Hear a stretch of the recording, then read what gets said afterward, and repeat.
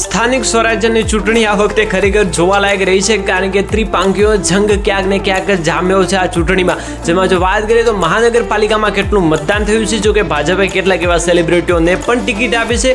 તો શું તે સેલિબ્રિટીઓ આવી શકે છે કે પછી પટ્ટું કપાઈ શકે છે? તો આ વિડીયોમાં વધુ વાત કરીશું, કારણ કે નેહા સુથાર અને રાજલ બારોટ બે એવા મોટા સેલિબ્રિટીઓને ટિકિટ આપવામાં આવી છે ભાજપ દ્વારા.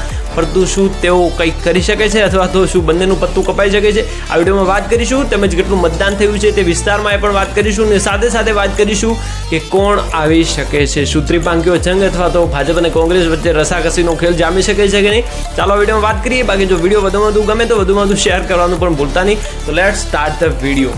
તો જુઓ, સૌથી પહેલાં વાત કરીએ આપણે મહાનગરપાલિકાઓની. જેમાં જો અમદાવાદની વાત કરીએ તો અમદાવાદમાં પણ 4% જેટલો વધારો થયો છે આ વખતે વોટિંગમાં, અને ત્યાં ભાજપ, કોંગ્રેસ અને આમ આદમી પાર્ટીનો દબદબો રહ્યો છે, પરંતુ ત્યાં ભાજપ મજબૂત સ્થિતિમાં લાગી રહ્યું છે. અને ત્યારબાદ વાત કરીએ સુરતમાં, તો 47%ની જગ્યાએ આ વખતે 49% મતદાન થયું છે, મતલબ કે 2%નો વધારો થયો છે. સાથે ત્યાં ભાજપ અને આપ, જેમાં જો રસાકસી ભર્યો ખેલ પણ જંગ થઈ શકે છે, મતલબ કે ત્યાં શાયદ કોઈ પણ પક્ષ આવી શકે છે બંનેમાંથી, કારણ કે રસાકસી ભર્યો ખેલ ત્યાં થયો છે. પરંતુ એના પછી વાત કરીએ વડોદરામાં, તો 44%ની જગ્યાએ 45% આ વખતે મતદાન થયું છે, જેમાં 1%નો વધારો થયો છે. સાથે ભાજપ વર્સેસ કોંગ્રેસનું અહીંયા આમ આદમી પાર્ટીનું ક્યાંય પત્તું પણ જોવા નથી મળતું. તો શાયદ ત્યાં ભાજપ કંઈક અલગ પોતાનો ગઢ રચી શકે છે, અને ત્યાં વડોદરામાં ભાજપની ખાસી એવી જીત થઈ શકે છે. અને ત્યારબાદ વાત કરીએ રાજકોટમાં, તો 50%ની જગ્યાએ 52%નો વધારો થયો છે. ત્યાં જો વાત કરીએ તો ભાજપ વર્સેસ કોંગ્રેસનું ત્યાં રહ્યું છે, પરંતુ ત્યાં જો વાત કરીએ તો ભાજપ લીડથી જીતી શકે છે રાજકોટની પણ ચૂંટણી. ત્યારબાદ વાત કરીએ ભાવનગરમાં, તો 49ની જગ્યાએ 48%, મતલબ કે ત્યાં ભાઈ 1% મતદાન ઓછું થયું છે. પરંતુ ત્યાં જો વાત કરીએ તો ત્યાં ત્રિપાંખીયો જંગ જામ્યો છે, મતલબ આમ આદમી પાર્ટી, કોંગ્રેસ અને ભાજપ આ ત્રણમાંથી કોઈ પણ આવી શકે છે.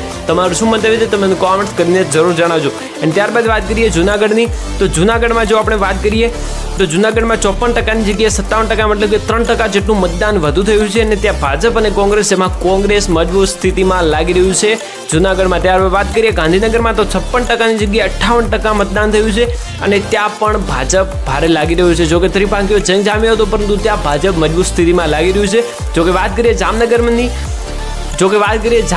તો જામનગરમાં 54%ની જગ્યાએ, મતલબ 53% જગ્યાએ અને 55% મતદાન થયું છે. જોકે ત્યાં ભાજપ મજબૂત સ્થિતિમાં લાગી રહ્યું છે જામનગરમાં. અને હવે જો વાત કરીએ તાલુકા પંચાયત અને જિલ્લા પંચાયતની ચૂંટણીમાં, તો ત્યાં પણ ખાસું મતદાન વધુ થયું છે, પરંતુ ત્યાંના જે સ્થાનિક મુદ્દાઓ છે એનો નિકાલ ના આવ્યો, જેના કારણે શાયદ ત્યાં કંઈક થઈ શકે છે. મતલબ કે ત્યાં કોઈ પણ પાર્ટી પોતાનો દબદબો રચી શકે છે, આમ આદમી પાર્ટી અથવા તો કોંગ્રેસ, કારણ કે ભાજપ ત્યાં ખૂબ જ ખરાબ સ્થિતિમાં થોડું લાગી રહ્યું છે. આના વિશે તમારું શું મંતવ્ય છે તમે કોમેન્ટ્સ કરીને જરૂર જણાવ્યો.